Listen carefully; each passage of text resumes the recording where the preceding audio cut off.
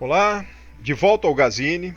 Neste Gazine aqui eu retomo duas questões basicamente. A primeira da importância do histórico, né? No histórico, no caso dos fanzines, no histórico dos fanzines brasileiros. E a outra é uma questão de diferenciar um fanzine de uma revista, né? Isso está muito em pauta atualmente, como discussão da minha disciplina de fanzines, de artezines, né? Dos fanzines como arte. Nesse segundo semestre de 2021, eu estou repetindo essa disciplina, né, virtualmente, e a maior parte dos alunos é pós-graduando, ou mestrando, ou doutorando, ou em vias de, ou alunos especiais. Dentre eles tem o Beralto, o Alberto de Souza, que está fazendo mestrado numa outra instituição e está fazendo essa disciplina comigo. E de vez em quando vem vem a pauta, né, dos limites de um fanzine para uma revista, né, se tem a ver com ISNN, o que não tem a ver. Esse meu Gazine não é só por isso não. Ele é principalmente derivativo de um fato curioso que me ocorreu hoje, quando eu recebi um lote de fanzines e livros que eu comprei da editora Marca de Fantasia, dentre os quais está um aqui, porque a Marca de Fantasia do Henrique Magalhães está finalizando o seu acervo, o seu material, o seu catálogo impresso. O Henrique Magalhães decidiu ficar apenas com e-books e magazines, ou seja, vender apenas e distribuir gratuitamente. Muitos são gratuitos em PDF e alguns são pagos, mas no preço do e-book, o da e-magazine da revista, né, do preço de menor, de capa. E terminou praticamente com a produção de material impresso da sua editora. Ainda há alguns lá, creio eu, quem quiser entrar no site, ele estava vendendo tudo por 50% de desconto do material impresso. Então eu adquiri alguns, adquiri os meus álbuns também, adquiri o Ternário Man, né, que é um álbum lançado pelo Henrique Magalhães muitos anos atrás, tem duas versões, tem a mais atual, e ele me presenteou até com 3 exemplares da versão antiga, que eu não tinha mais, eu tenho praticamente 1 ou 2 exemplares. Bem, então ele me vendeu o lote que eu pedi, né? E alguns ele me presenteou, se eu não me engano, este Top veio de presente para mim, junto com alguns outros, né? E esse número em específico eu não tinha. Eu participei da revista Paratópica, né? Ou fanzine poético de quadrinhos, né?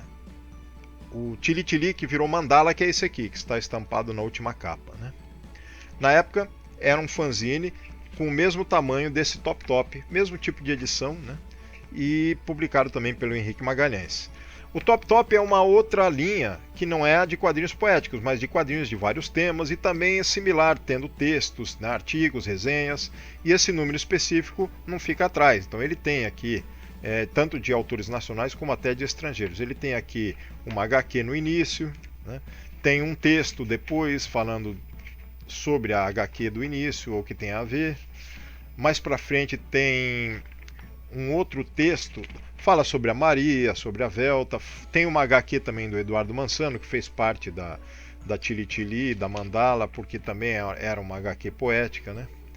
Bem, tem um último texto aqui sobre quadrinhos poéticos em plena expansão e até dos quadrinhos poéticos lançados em Portugal pelo Nuna Reis, quando ele publicava 3 títulos, que era o 2 ou 3 ou até mais, Velvet Voyage, Equinócios, Tempestade, e a maior parte desses trazia também autores brasileiros como eu, o Edgar Franco e mais alguns publicando na época, né? Até outros autores e até autoras, a Érica Saé, que trabalhava com quadrinhos poéticos também, enfim.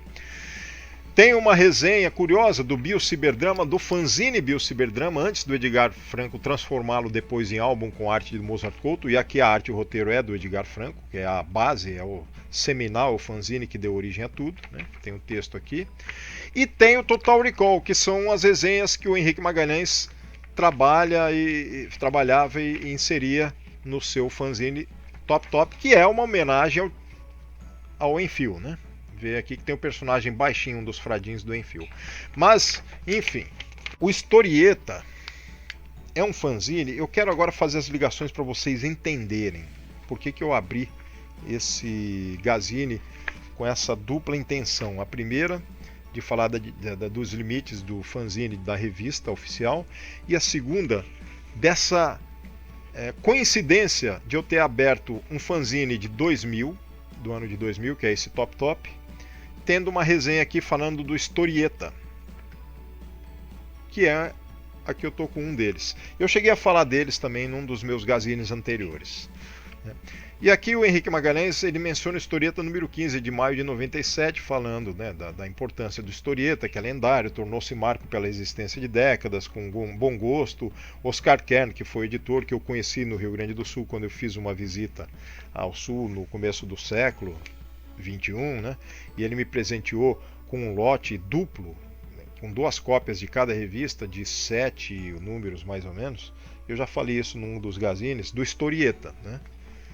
Um lote era para mim e outro seria para a Fanzinoteca de São Vicente, que oficialmente existiu virtualmente, mas depois fisicamente deixou de se completar, né? Mas vamos lá. Ele fala da importância do Oscar Kern, né? Que já viu o seu fanzine chegar às bancas, porque ele fala assim: não há representante maior de nossa fan-edição que Historieta, fanzine lendário que tornou-se marco pela existência de décadas, sempre editado com bom gosto, humor, competência.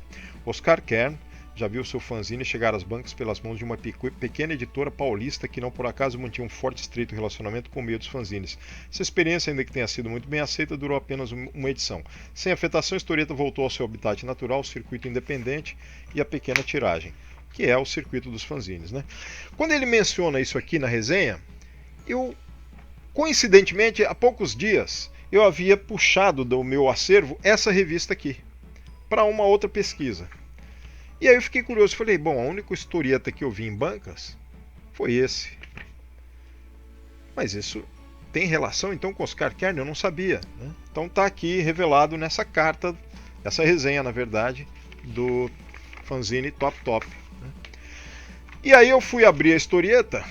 Tem, claro, vários autores, né? Um deles, inclusive, foi o Cecil Tiré, pai do Carlos Tiré. O Cecil Tiré foi marido de uma atriz que era mãe de Cecil Tiré, não vou lembrar agora o nome dela. E era quadrinista, né? Então tem os quadrinhos dele aqui.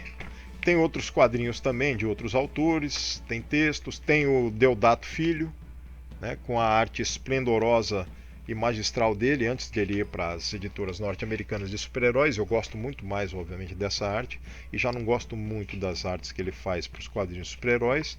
Pelo menos os atuais ele melhorou, assim, tem um estilo mais complexo, mas teve fases lá que não era muito simplificado. Tem o Mozart Couto também, e no final tem uma história do Watson Portela. Tudo como também havia em alguns dos fanzines Historieta, né? O Historieta também tinha participações do Henrique Magalhães, do Canini, Renato Canini, que também participou. Participou não, criou criou não, fez histórias em quadrinhos do Zé Carioca, né? Não nesse número, esse número tem a Velta. Tem alguns números que trazem o Mozart Couto, aqui tem a história do Mozart Couto, né? Watson Portela. Não é a mesma HQ que saiu no Historieta, não. Mas essa imagem aqui, ela está estampada aqui no editorial do Historieta, né? Bom, o Historieta, como vocês veem na última capa aqui, está divulgando da mesma editora Press, tem um símbolo aqui, o Nickel Nause, né? Então ela publicava várias revistas de vários autores de humor do quadrinho nacional e chegou a fazer essa aqui, que é Aventura, Ficção, Humor, Ação, Historieta. No editorial do Franco de Rosa, que era o editor, né, ele diz assim: Historieta para mim é uma palavra mágica, é o meu Shazam que me transporta pelo tempo, me faz voltar aos anos 70. E ele fala: quando vi aquele jornalzinho em preto e branco com Escorpião, que é um personagem brasileiro, desenhado pelo Zala, Rodolfo Zala, na capa. Era Historieta, número 2, editado por um super-herói de verdade, Oscar Kern. Ele está se referindo ao editor original de Historieta, já falecido, Oscar Kern, e que publicava no início um fanzine mais simples, que era o Historieta, o número 1, 2, eu não tenho esses números iniciais. E aí ele diz: Kern, que escrevia roteiros da Disney para Abril, colecionava gibis da Era de Ouro e amava quadrinhos mais que muitos. Criou Historieta para dar à arte dos quadrinhos o respeito e a dedicação que até então não receberam em nosso país. Na época era muito difícil mesmo. Nascia assim em janeiro de 1970, o mais importante fanzine brasileiro. Eu sou de 67.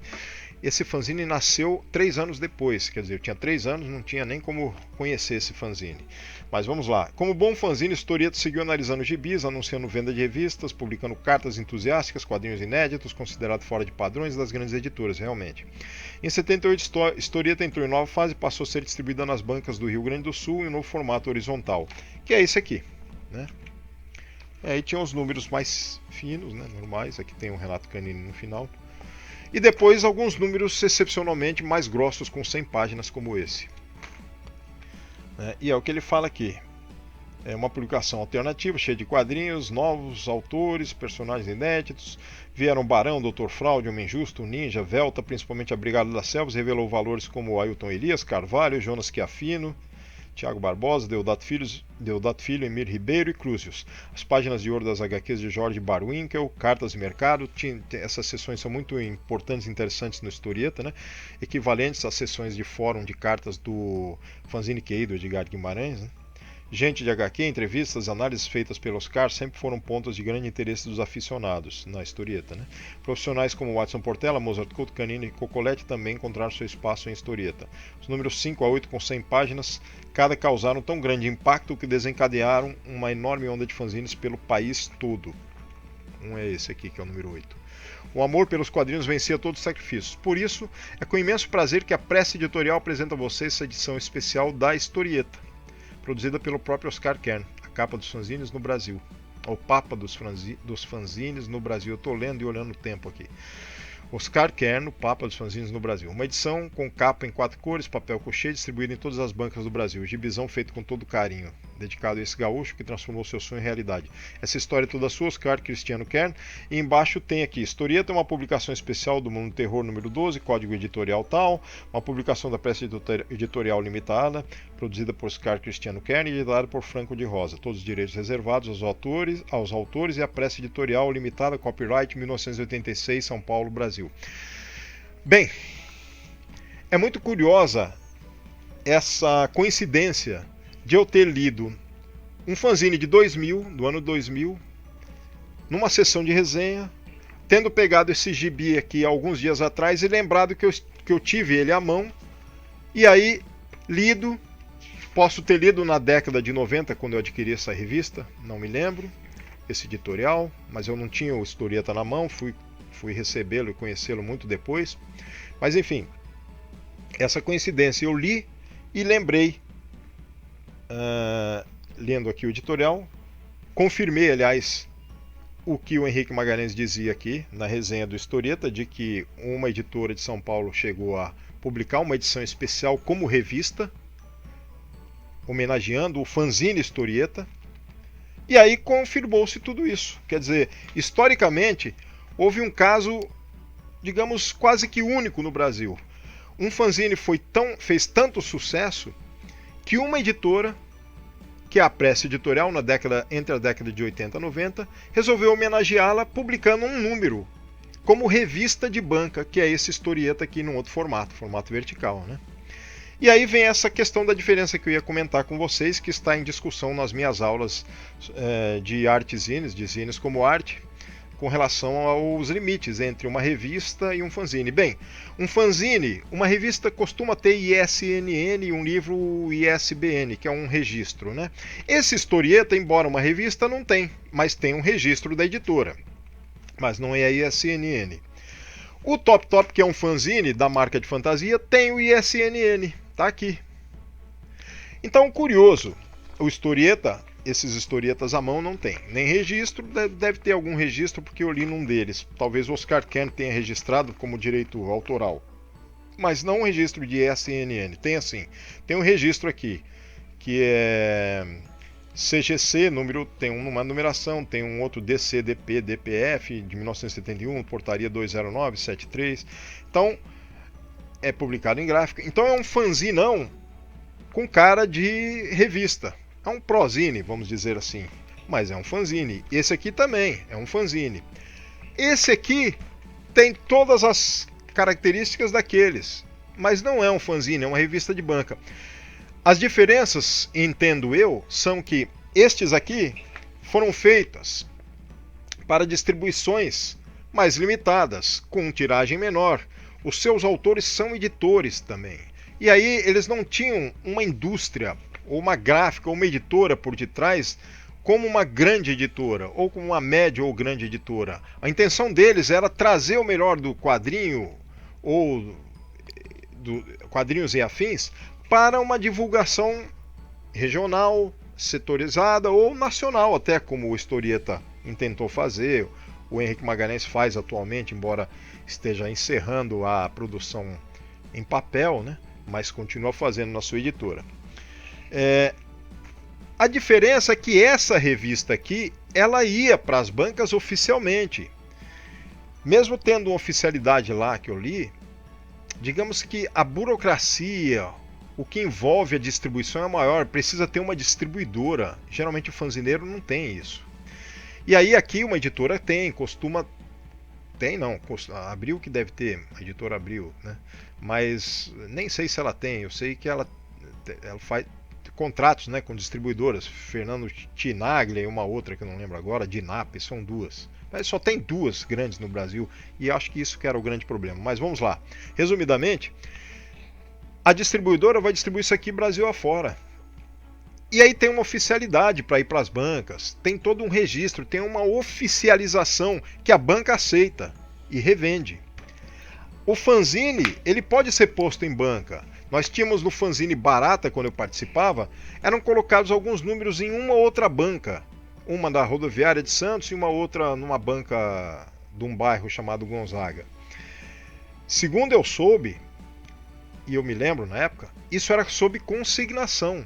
Não era oficial. Tanto que, digamos que se as distribuidoras soubessem ou vissem, elas podiam penalizar o dono da banca no sentido de, se você deixar essa aqui, que não tem oficialização e que não é distribuída por nós, a gente não vai trazer as revistas que mais vendem para você.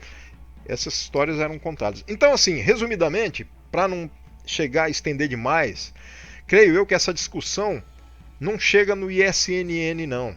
Ela chega mais no nível de oficialização, de ser mesmo uma revista que busque um certo lucro. Mesmo o Franco de Rosa querendo homenagear e tudo mais, veja que só saiu um número.